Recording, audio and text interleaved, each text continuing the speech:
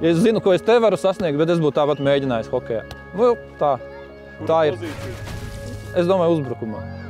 Es nezinu, varbūt man pilnīgi nav dots, es to nevaru pateikt, bet es gribētu tādu, jā, lai man iedod iespēju.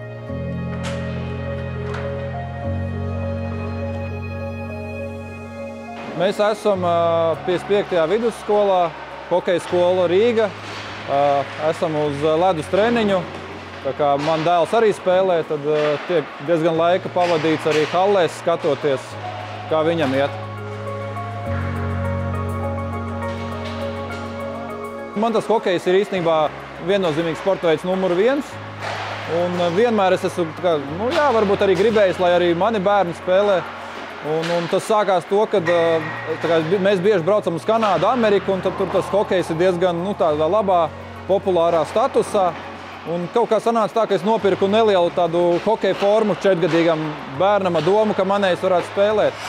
Un tajā brīdī es atvedu mājās, viņš pateica, ka viņam tas pilnībā neinteresē, pat neuzvilka. Nu, tad mēs nolikām skapī un sakrita ar to laiku, kad Dinamo projekts sākās 2009. gadā, ja nemaldos, kaut kur aptuveni tā. Un aizgājām uz vienu no pirmajām spēlēm sezonas. Noskatījāmies spēli, un viņš man paziņoja, kur ir mana forma, es arī gribu būt hokejists. Jo man bija visu laiku doma, ja negribu, es nespiedīšu. Un tad tas nāca tā dabīgi, ka viņš pats izteica vēlmi. Protams, tā forma vairs nederēja, meklējām citu, un tad 6 gados viņš sāka pie Ginta Bisenieka slidot, trenēties, un tā tas vēl joprojām turpinās. Mani sauc Darels, spēlēju no 7 gadu vecuma, un man patīk, ka komanda kopā ar puišiem, tas nav individuāls sports, un viss ir uz komandas.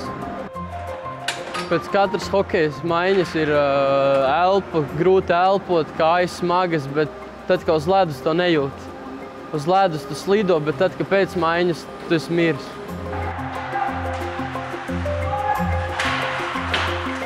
Man arī patīk, man patīk tas dinamiskums, tas azarts, un ātra spēle un kustība, spēks, bišķi arī taktika, no visa ir kaut kas. Man patīk, kā tas izskatās, un vienkārši, ka tu bišķiņu viņu vairāk izprot, tā vēl ir interesantāk. Bet skeletons ir garlaicīgs? Manā skatījumā man jā. Man nav interesanti skatīties vispār ledus sporta veidus. Es viņus varbūt esmu tik daudz redzējis, kad ja jāizvēlās, viennozīmīgi viņus neskatīt. Es no savu tēta ņēmu piemēru no smagā darba, ko viņš ir izdarījis, lai būtu labs skeletons. Tev traucē vai palīdz, ka tev uzvārds duplis? Kā kuru reizi? Ir lietas, ka palīdz. Vakar vajadzēja pasu taisīt, varēja 2 reizes ātrāk pasu uztaisīt.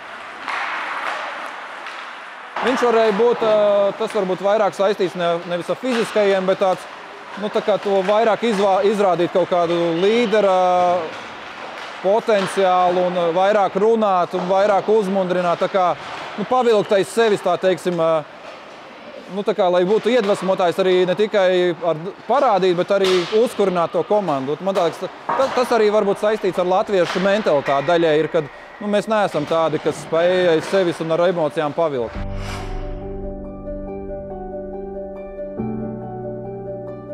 Es spēlēju Elite Novicen, tas ir U16. Pilsētu sauc Langnau, klubs ir SCL Young Tigers. Sezona Šveicē ir īsāka nekā Latvijā. Nav tik daudz spēles, bet ir intensīvāka. Uz play-offiem ir ļoti grūti, ir ļoti daudz spēles. Mēs bijām 2. vietā finālā, zaudējām. Sezonā arī palikām 2. un play-offos arī.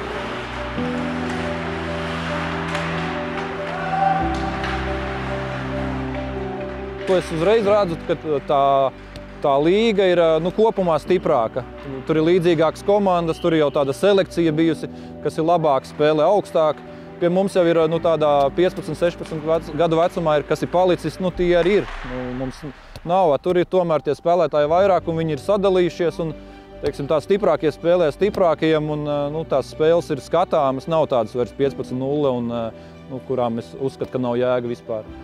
Un līdz ar to Viņam bija grūti savā ziņā tas, ka varbūt Rīgā viņš bija tāds tā kā komandas līderis un aizbraucot uz turieni noteikti, ka nebija. Pirmkārt, viņš spēlēja pie vecākiem un pagāja kaut kāds brīdis, jā, kamēr viņš to savu lomu pieņēma un atrada to savu vietu.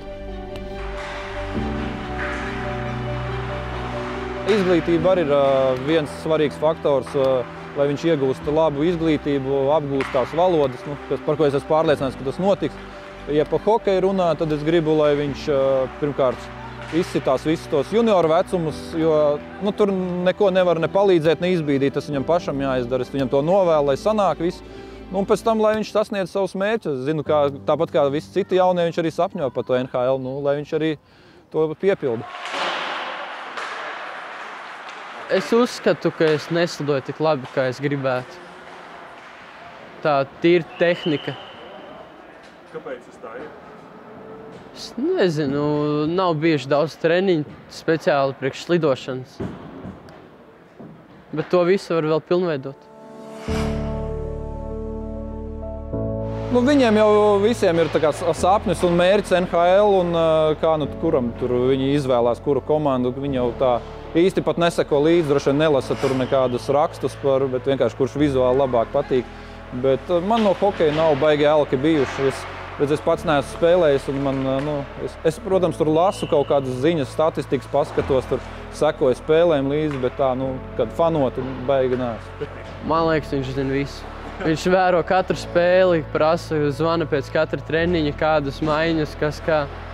Katru komandas biedru zina, nevienu nav redzējis, bet visu zina. Tas ļoti daudz paprasa no visas ģimenes darbu, nenormālo laiku ieguldīt. Un arī īstenībā materiālie resursi nav mazi kopumā, kad sarēķina. Bet tā kā mums tas patīk, mēs par to baigi nesūkstamies. Un to daram jau gadiem, mainamies. Tur visi radinieki piepalīdz, jo man sanāk tā, ka es pats esmu ziemā diezgan daudz ārpus Latvijas un nevaru tikt galā ar to visu. Un tad sieva vai vecvecāki un tur tā kā pa visiem tikām galā. Un pēc tam jau, ka viņam paliek vairāk gadi, protams, viņš pats jau daudz ko var ar autobusu izbraukāt un tikt galā. Ir skola noteikti un jādod visus treniņos. Cenšos normāli, bet ir grūti, jo nezinu tik labi vācu valodu vēl. Tālmācībā vēl mācos paralēli. Tālmācībā iet labi, nav daudz laika, lai lasītu visu vielu, bet tieku galā.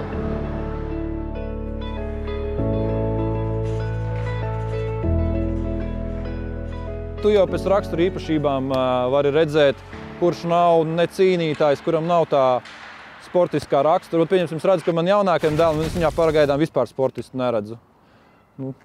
Viņš ir, jā, viņš ir tāds, pavisam nav tāds, kādu vajadzētu sportā raksturu.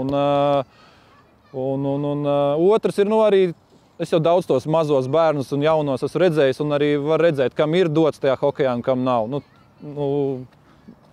Daudz arī var uzreiz jau redzēt, un tāpēc baigi forši, ka vecāki turpina un darbojās un vedā tos bērnus, jo tas ir svarīgi, lai viņi kaut ko darītu un nodarbotos. Raidījumu atbalsta Maxima, lai uzvaru netrūktu.